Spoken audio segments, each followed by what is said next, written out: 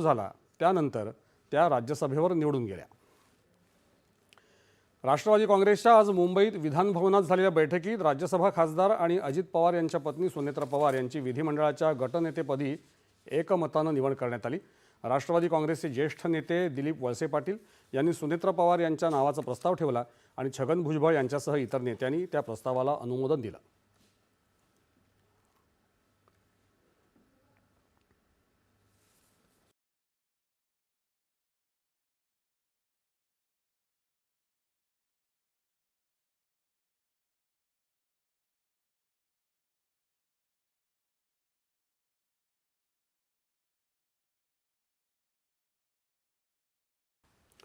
त्याआधी अजित पवार यांना श्रद्धांजली अर्पण करण्यात आली।